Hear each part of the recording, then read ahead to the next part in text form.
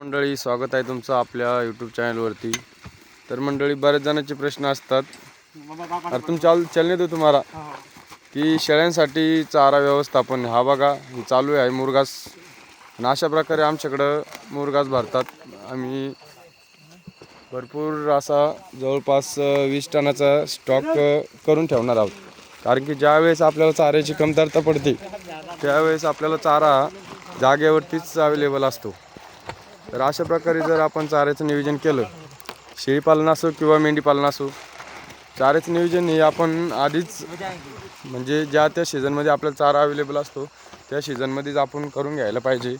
अशा प्रकारे आपण मुरघास करते वेळेस जी बॅग असते त्या बॅगेमध्ये आपण काहीच टाकत नाही। म्हणजे कोणी म्हणतं गुळाचं पाणी टाका किंवा मिनरल मिक्सचर वगैरे काही टाका, काहीच टाकायचं नाही, कारण की गुळाचं पाणी मिनरल मिक्सचर टाकल्यामुळे त्याला बुरशी येते। बुरशी आल्यानंतर शेळ्यांची पोटात फुगल्यानंतर शेळ्यांची मरसुद्धा होऊ शकते।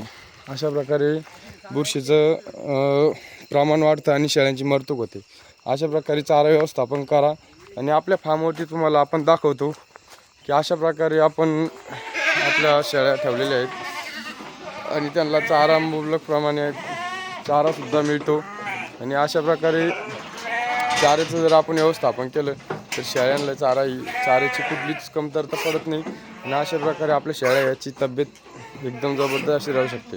आणि नारीसवर्ण मेंढीपालनाबद्दल शेळीपालनाबद्दल जर विचार करत असाल तर एकदम बेस्ट असा पर्याय आणि मुरघास जबरदस्त पर्याय म्हणजे मुरघास, कारण की बाहेर जायचं काम नाही। मुरघास हा चारा आपल्या जागेवरतीच अवेलेबल असतो आणि इतर चाऱ्यांना आपल्याला बाहेर जावं लागतं। तर हे बाहेर न जाता म्हणजे बाहेरून आणि विकत घ्यायला हे परवडत नाही। घरचा चाऱ्याचं असलं तर एकदम आपल्याला स्वस्त ते पडतं, जवळपास 2 रुपये किलोपेक्षाही कमी आपल्याला तो चारा पडतो घरचा असला तर। बाहेरचा असला तर आपल्याला ते इतकं महाग घ्यायला परवडत नाही। तर बघा अशा प्रकारे आपण नियोजन बोलो भाई बोले ना अभी बनाएंगे ना,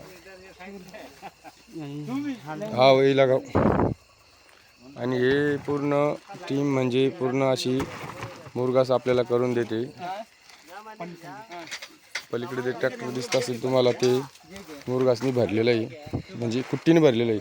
आणि अशा प्रकारे ती कुट्टी एकदम बारीक तुम्ही बघत असाल, अशा प्रकारे एकदम बारीक अशी कुट्टी ती होते। आणि ही कुट्टी जी आहे ती कणसा सगट आहे। बघा हे जे मक्केला जे कणस असतात, दाणे तुम्हाला दिसत असेल, चिकात आलेली मक्का। आणि हे बघा चिकात आलेली मक्काचे आपण हा मुरघास केलेला आहे, कारण की जो खुराक देतो त्या खुराक कमी पडायला नाही पाहिजे।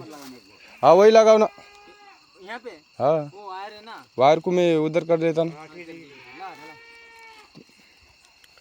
अशा प्रकारे आपण मुरघास करतो। जर कोणाला करायचं असेल तर ज्या त्या सीझनमध्ये मक्का अवेलेबल असते त्या सीझनमध्येच करून घ्या। अशा प्रकारे पाणी वगैरे ते भरतात। ठीक आहे, तर धन्यवाद।